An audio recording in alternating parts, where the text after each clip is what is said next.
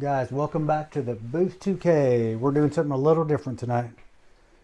I know the end of the season is here. The playoffs are right around the corner. But with all the criticism that's going on right now with not only the Cowboys, it's mainly Dak Prescott, the quarterback, which it usually is.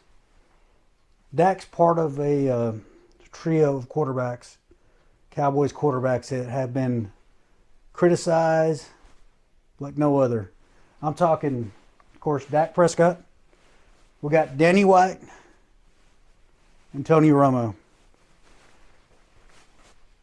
Dak still has a chance to. His story's not over yet. He's got a chance to change the narrative, and I think he will. I don't know if it'll be this season. I hope it will. He's got a good chance. There's a lot of division right now within the Cowboy community. There's a lot of people that are posting stats of Prescott compared to Romo, showing how much better Dak is, how his stats are. A lot of that infighting going on. You can't just go off stats and numbers. And there's a lot of people that think this hate for Prescott has been exclusive to him. Let me tell you, it's not at all. Romo took so much crap. Danny White played in the 80s. That was not the time of social media or anything like that. But man, he was hated. He was so hated. But I want to talk about all three of these guys. This is going to be in defense of Dak, Danny, and Tony. Guys, could you imagine if Dak was having this issue? You know what Lamar Jackson is going through with his contract situation? If Dak wasn't playing when maybe he could, he would not be getting an attaboy, you're doing the right thing. Which I think Jackson is doing the right thing. That's my opinion. He needs to get paid. These guys put their bodies on the line every week. But it wouldn't be the same for Dak. They'd be saying he's lucky to even have a job as a quarterback. Because according to some morons, he's ass, right? That's some of the dumb criticism being a Cowboys quarterback. That's what it comes with.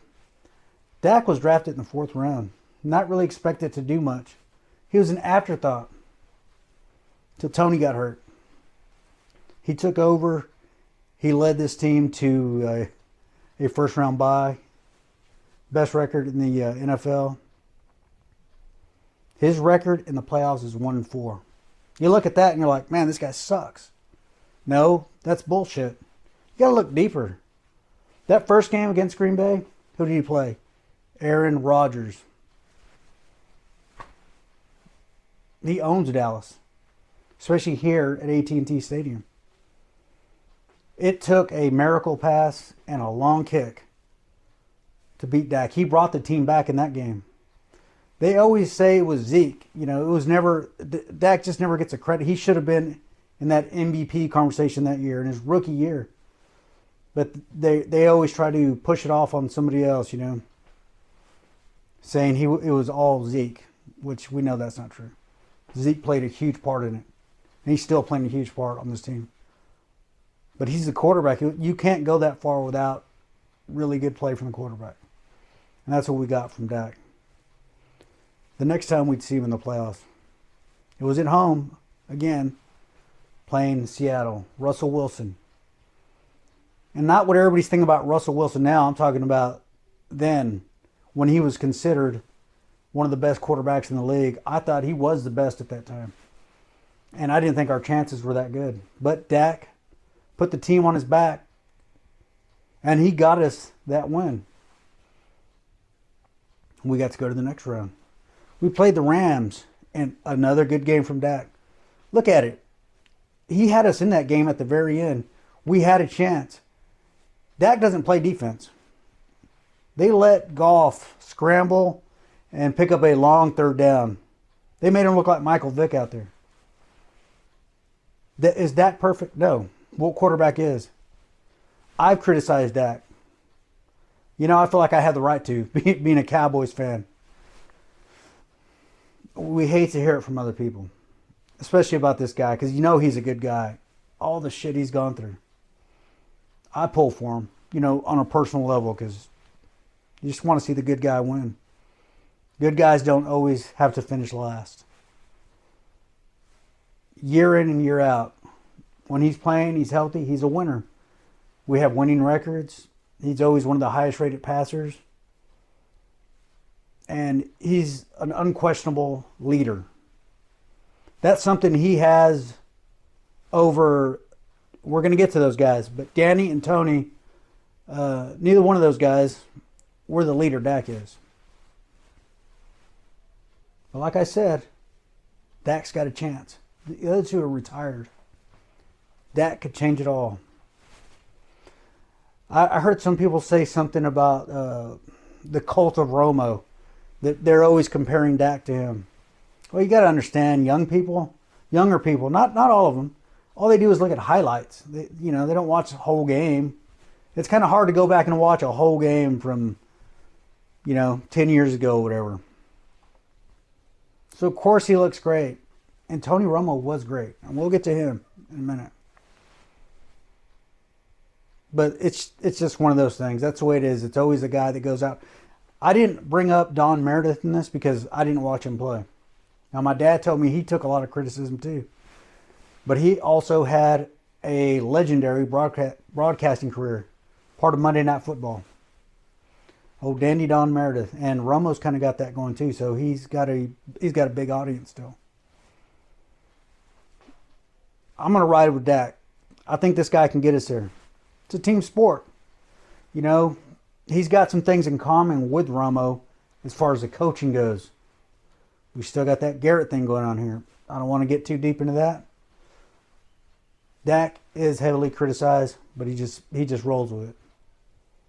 But it's not just him. If you're old enough like me, you remember Danny White, number 11. I've got his jersey. I thought he was a great quarterback. He had great numbers. He went to 3 straight NFC Championship games. They didn't win them, but let me remind you guys, it's been 26 years since we've been to one.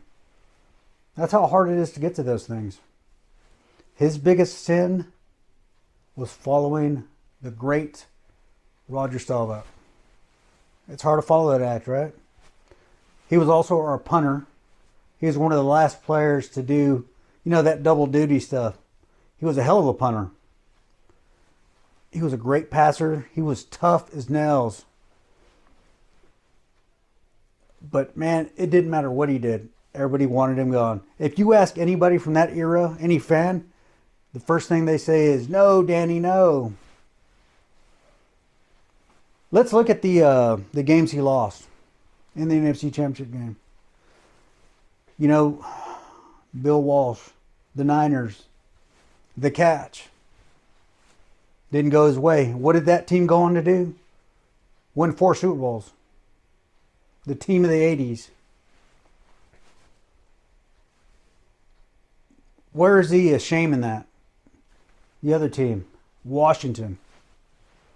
I believe they won 2 Super Bowls in the 80s as well. They went to 3.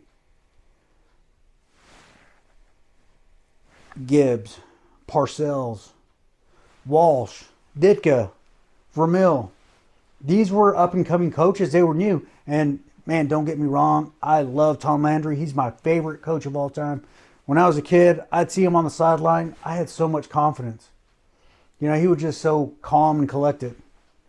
Coach Landry, this is no shot against you, but he was our first and only coach at that time. Started in 1960.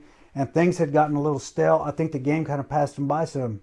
And with these great coaches, 2 of them, Gibbs and Parcells, in the division alone, they still went out and won. The Vermeil, they beat him out there in the championship game.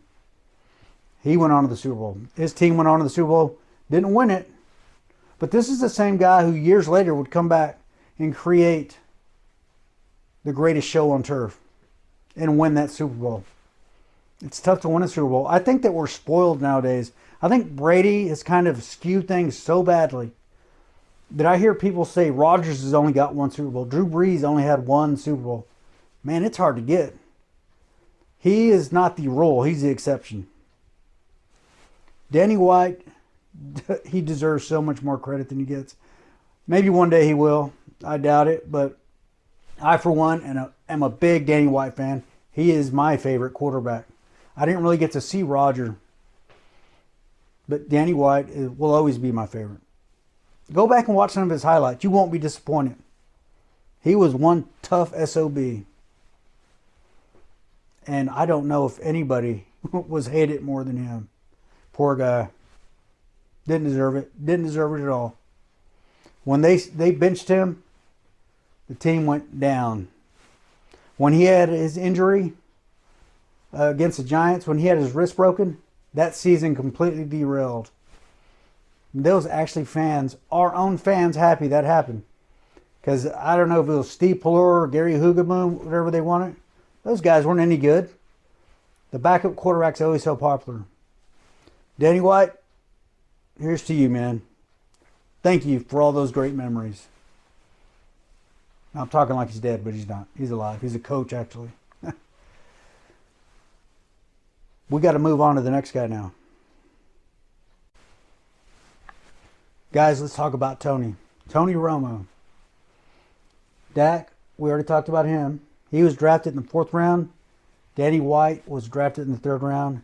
Romo was undrafted. Undrafted free agent. And if it wasn't for Sean Payton, who was an assistant coach with Bill Parcells at the time here in Dallas, he wouldn't have come here.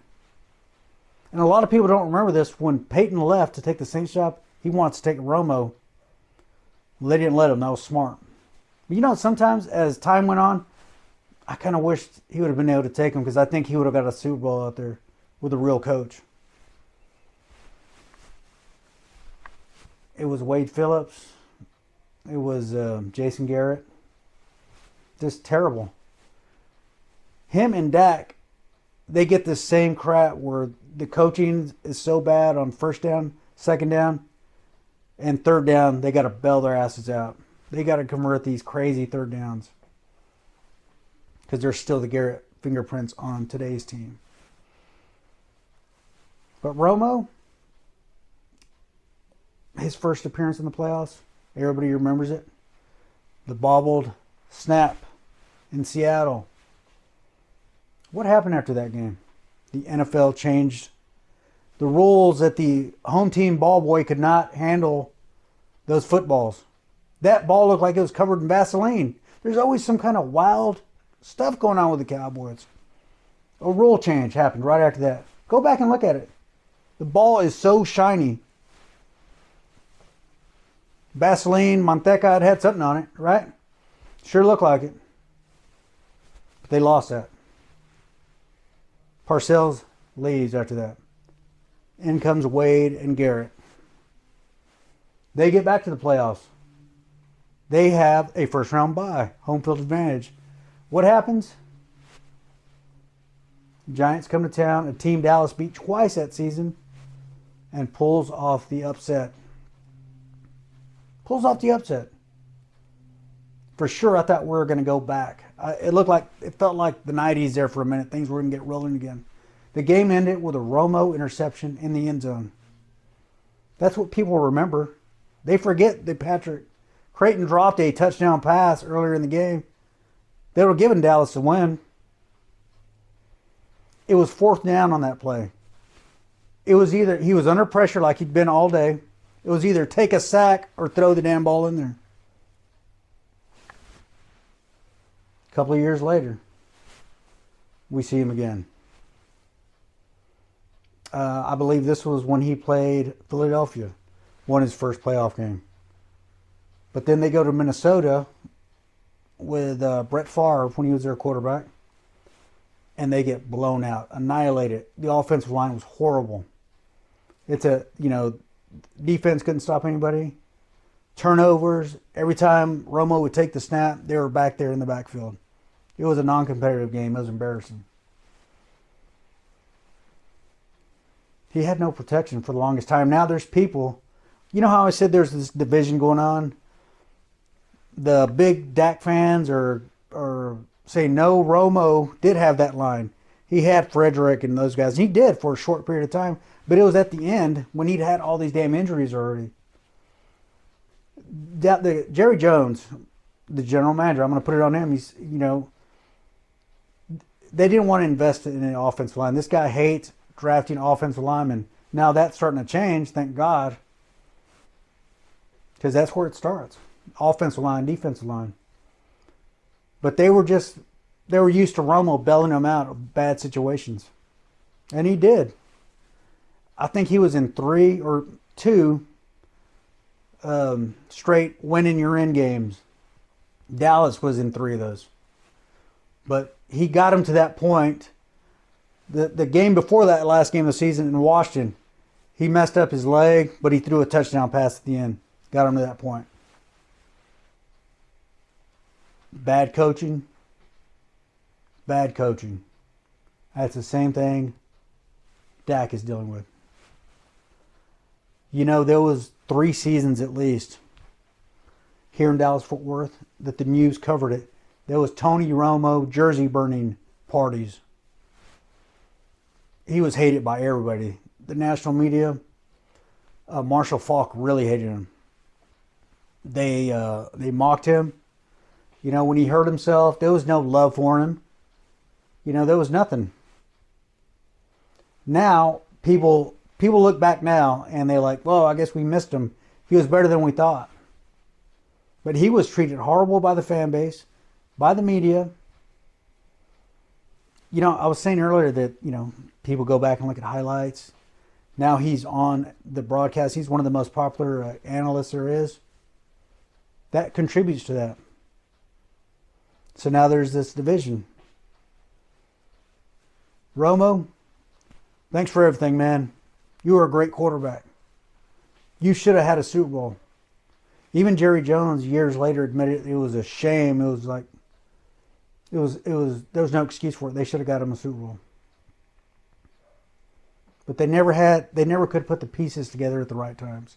Even though Jimmy Johnson showed him how to do it years ago. Coach Johnson showed him how to build a championship game. But Jones always wants to splash things, He always wants these skilled positions, which you need them, yes. But you can't without the foundation, you're not going to have anything. I miss Romo. I wish he would have had a shot. But when he got hurt that last year, Dak's rookie season, I think they made the right call because he was winning. You don't take out someone that's winning. But again, thank you, Tony. I'm proud of you, man. You're doing great. You're having a hell of a fun career. Spending time with his family. That's what you want for all these guys. Now he's getting some love. Danny never got that. Danny, to this day, still doesn't get it. And Dak, like I said, he's got a chance. It's over for these two. But Dak can change it. Let's pull together. He's our guy. Let's support him. Let's go on a run. I hope y'all enjoyed this. This was something I've been thinking about. It's just because things are getting out of hand with the hate for Dak right now. It's crazy.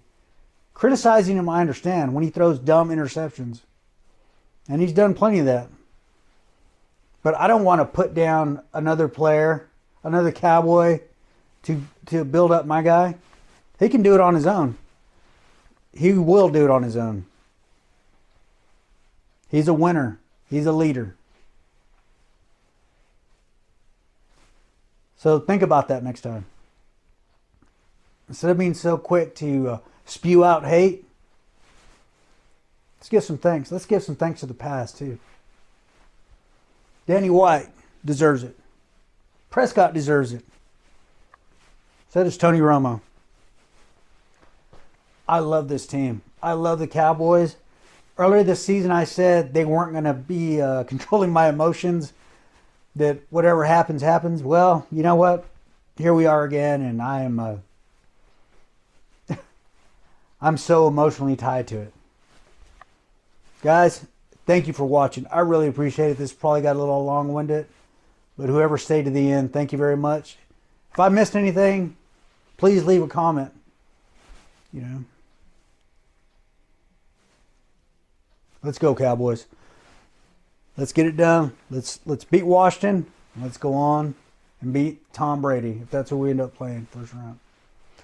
Guys, that's it. We're going to see you on down the line.